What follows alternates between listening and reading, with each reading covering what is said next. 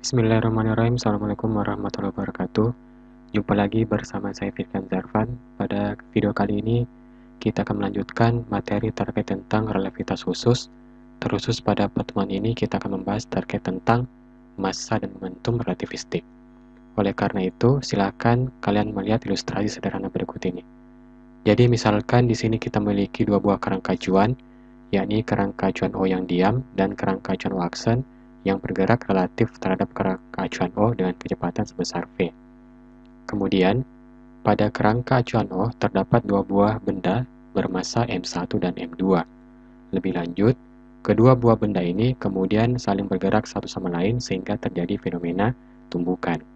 Nah, menurut orang yang berada di koordinat O, maka dia akan mengamati bahwa besar momentum yang dialami oleh masing-masing bola pada kerangka acuan O itu, yakni sebesar P sama dengan M dikalikan dengan V.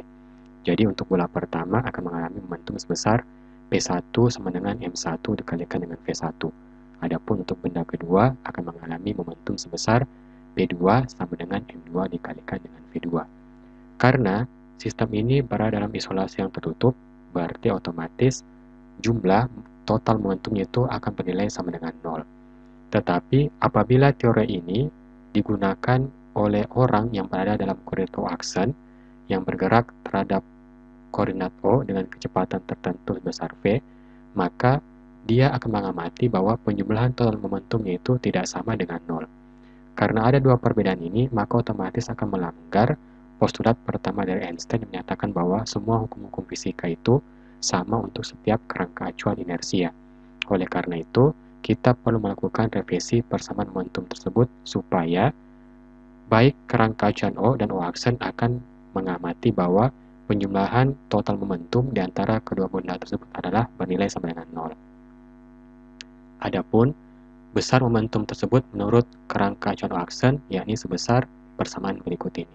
P sama dengan MV dibagi dengan akar 1 kurang V per C pangkat 2, atau bisa kita tuliskan dalam bentuk P sama dengan M relativistik dikalikan dengan V, yang dimana massa relativistik kita tuliskan ke dalam bentuk persamaan massa relativistik sama dengan massa dibagi akar 1 kurang V per C pangkat 2. Berdasarkan persamaan ini, dapat kita lihat bahwa ternyata apabila ada suatu benda yang bermassa M yang bergerak mendekati kecepatan cahaya, maka otomatis massa dari benda itu akan mengalami penambahan.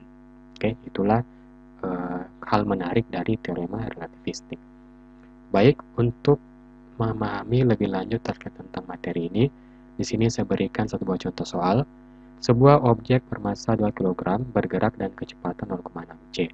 Dalam keadaan tersebut, tentukanlah massa dan momentum relativistik dari objek tersebut. Berdasarkan soal ini, maka jelas bahwa dia ingin menentukan berapa besar massa relativistiknya. Oleh karena itu, dengan menggunakan persamaan massa relativistik berikut ini, kemudian kita memasukkan angka-angka yang diberikan pada soal, maka akan kita peroleh besar massa relativistiknya itu adalah sebesar 2,5 kg. Jadi terlihat ya bahwa objek tersebut mengalami peningkatan massa sebesar 0, kg dari 2 kg menjadi 2,5 kg. Nah, bagaimana dengan momentumnya? Momentum relativistik dapat kita temukan dengan menggunakan persamaan berikut ini. P sama dengan massa relativistik dikalikan dengan kecepatan benda tersebut.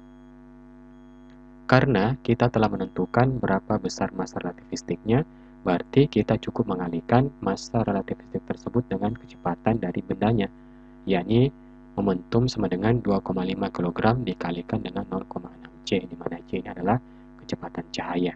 Maka akan kita peroleh besar momentum relativistik itu adalah sebesar 4,5 kali 10 pangkat 8 kg meter per sekon. Udah ya? Oke. Untuk memahami materi ini, di sini saya memberikan satu buah latihan yang bisa kalian kerja.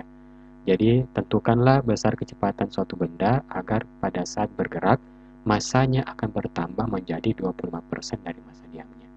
Oke? Kalau begitu, selamat mengerjakan. Silakan tulis jawabannya di kolom komentar. Sekian dari saya. Wabillahi taufiq wal hidayah. Wassalamualaikum warahmatullahi wabarakatuh.